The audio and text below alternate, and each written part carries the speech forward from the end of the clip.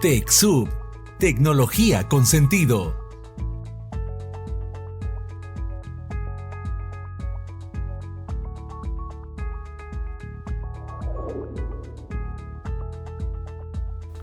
Bien, jóvenes, bienvenidos a este nuevo laboratorio de empuje hidrostático.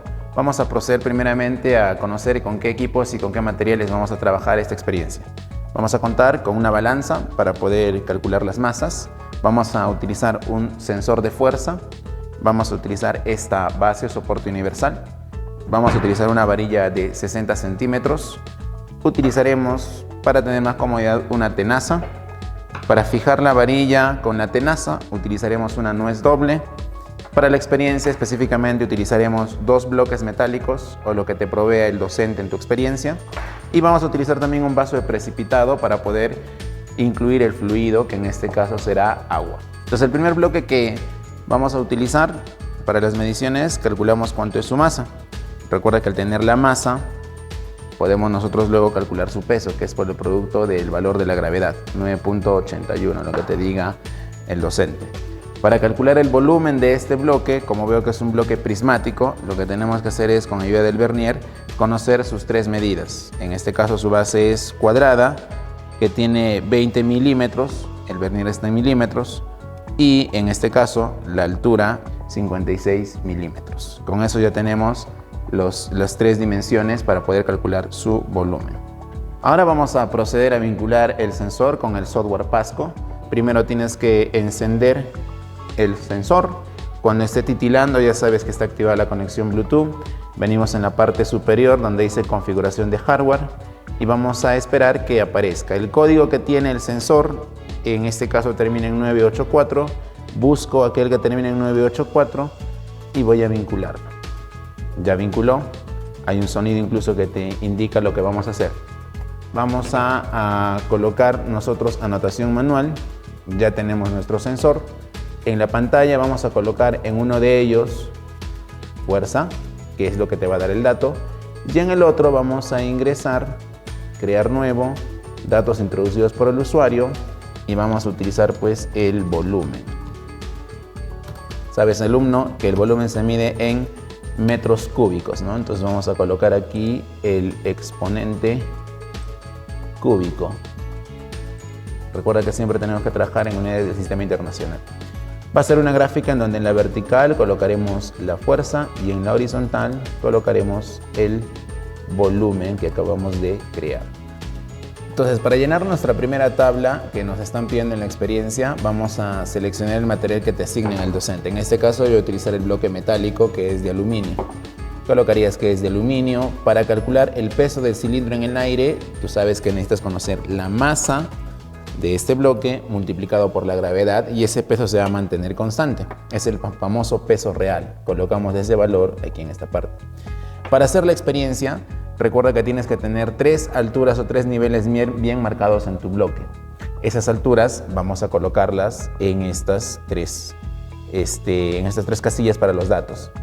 El peso del cilindro en el aire va a ser el mismo, solo tenemos que repetir el dato. El peso aparente es lo que nos va a medir el sensor. Para eso entonces, una vez que ya tenemos las alturas, con cuidado vamos a sumergir el bloque en el fluido. En este caso vamos a hacer el dato más sencillo, que sería cuando está completamente sumergido. No tiene que chocar al fondo, recuerda, tiene que estar elevado. No tiene que tocar a ninguna de las paredes, tiene que estar totalmente en el aire. Podemos verificar que está sumergido y se supone que eso nos tiene que dar una lectura en el sensor. La lectura que te dé el sensor, eso va a ser el peso aparente.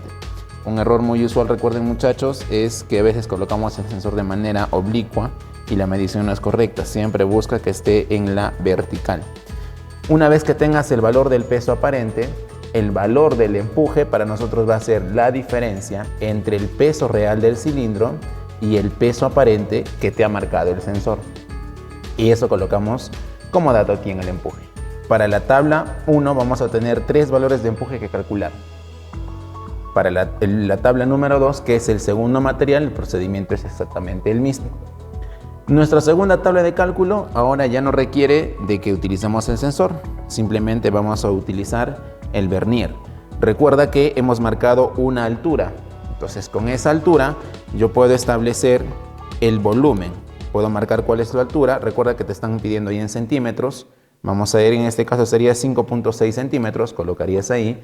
Como este bloque es el bloque cuadrado, su área de la base o área transversal o sección transversal sería el producto de esos dos lados. Y el volumen va a ser el producto de esta área por la altura que se llega a sumergir en el fluido. Recuerda que las unidades para trabajar el volumen son metros cúbicos. Aquí hay que tener cuidado al momento de hacer las conversiones.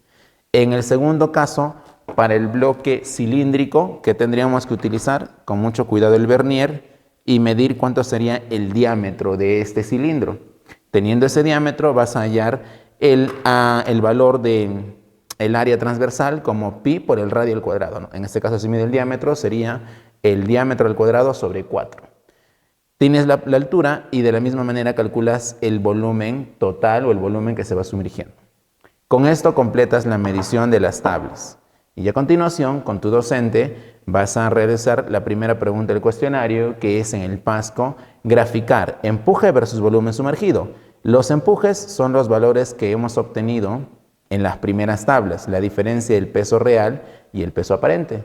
Los volúmenes sumergidos son los valores que hemos obtenido en las segundas tablas. Eso lo vamos a llevar al gráfico que nos piden en el PASCO. Y con eso hemos terminado nuestra práctica o nuestra experiencia de empuje hidrostático. Ya las demás preguntas creo que es a criterio de cada grupo. Un gusto, jóvenes, éxitos en su desarrollo.